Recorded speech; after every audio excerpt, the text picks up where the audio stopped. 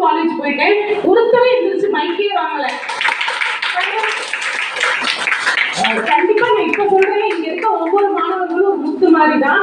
இனிமே ஃபியூச்சர்ல நீங்க பெரிய அதிகாரியா வருவீங்கன்னு நான் கண்டிப்பா நம்புறேன்.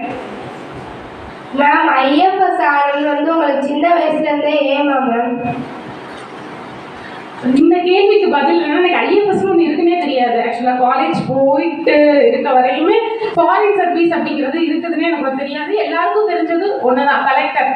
படிச்சா நான் கலெக்டர் ஆவேன் அப்படிங்கிறது மட்டும் தான் தெரிஞ்சது. அதுவும் யூபிஎஸ்சி மெயின்ஸ் முடிச்சோட தான் எனக்கு 29 சர்வீஸ் இருக்கு இதுக்குள்ளே அப்படிங்கிறதும் தெரிய வந்தது. ஸோ நீங்க என்ன பண்ணுங்க அப்படின்னா, இந்த என்னைய மாதிரி அறியாமையோட இருக்காம முன்கூட்டியே என்னென்ன சர்வீஸ் இருக்கு, நமக்கு எது சூட்டபிளா இருக்கும் அப்படிங்கிறத பார்த்து உள்ள போங்க. நான் ஏன் நீங்க சொன்ன மாதிரி ஃபாரின் சர்வீஸ் ஏன் நான் சூஸ் பண்ணேன் அப்படின்னா, என்னோட ஆப்ஷனல்னு ஒன்று இருக்கும்.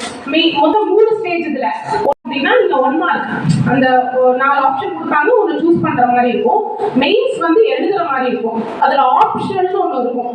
எவ்வளவு மார்க் அப்படின்னா 500 மதிப்பெண்களுக்கு அந்த ஆப்ஷனல் இருக்கும். நம்மளுக்கு பிடித்த பாடத்தை எடுத்து நம்ம படிக்கிற மாதிரி இருக்கும்.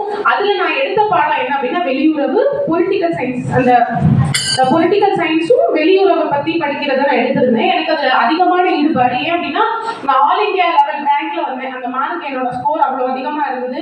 290 அந்த ஸ்கோர் நான் டச் பண்ணேன். ஸோ அதனால எனக்கு என்ன தோணுச்சு அப்படின்னா, ஏன் இந்தியாவுக்காக நான் ஏதாவது கான்ட்ரிபியூட் பண்ணணும் அப்படின்னா, என்னோட படிப்பு பேஸ் பண்ணி நான் வந்து என்னோட ஸ்கில்ஸை வந்து அதுக்குள்ள திணிச்சு நம்ம இந்தியாவுக்கு பெருமை சேர்க்கணும் அப்படிங்கிறதுக்காக அந்த ஃபாரின் சர்வீஸை நான் சூஸ் பண்ணேன். இதுக்கு மூணுக்கும் வித்தியாசம் என்ன? இது மூணுக்குள்ள வித்தியாசம் என்ன அப்படின்னா, ஒவ்வொன்றும் ஒவ்வொரு ஃபீல்டு. இப்போ காவல்துறை அப்படின்னு எடுத்துக்கிட்டீங்கன்னா அதுக்கு ஐபிஎஸ். மூணுக்கும் ஒரே பரீட்சை தான், ஓகேவா? அதுல எந்த மாற்ற கருத்து கிடையாது. பட் சில பேருக்கு ஒரு ஆசை இருக்கும்ல, சில பேருக்கு அந்த போலீஸ் ட்ரெஸ் போட்டுட்டு ஒரு பதவிக்கு போகணும் அப்படிங்கிற ஆசை இருக்கும். அப்படி இருக்கவங்க ஐபிஎஸ், அதாவது அவங்கலாம் அந்த லா அண்ட் ஆர்டர், காவல்துறை பண்ற வேலைகள் அவங்க பண்ணுவாங்க. இன்னொன்று ஐஏஎஸ்னா அட்மினிஸ்ட்ரேஷன், அதாவது ஒரு மாவட்டத்தில் உள்ள அன்றாட நடக்கும் பார்த்தீங்களா, மற்ற ஆஃபீஸ் ஒர்க்ஸ் இதெல்லாம் இருக்கு பார்த்தீங்களா, அதை தலைமை தாங்கிறதுக்கு தான் ஐஏஎஸ். ஐஎஃப்எஸ் அப்படின்னா இவங்க 2 பேருமே கம்ப்ளீட்டா வேற மாதிரி. என்ன அப்படின்னா, வெளியுறவு, நீங்க வந்து மற்ற நாடுகளுக்கு போய் நீங்க வேலை பார்க்குற மாதிரி இருக்கும். இன்னொரு வித்தியாசம் என்ன அப்படின்னா, ஐஏஎஸும் ஐபிஎஸும் ஆல் இந்தியா சர்வீஸ்னு சொல்லுவாங்க. ஐஏஎஸ் ஆல் இந்தியா சர்வீஸ்னு சொல்லுவாங்க.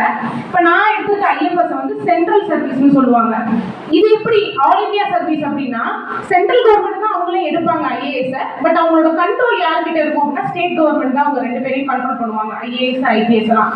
பட் எங்களை பொறுத்தவரையும் கண்ட்ரோலும் சரி ரெக்ரூட்மெண்ட்டும் சரி எல்லாமே சென்ட்ரல் கவர்மெண்ட் தான் பண்ணுவாங்க. ஓகே.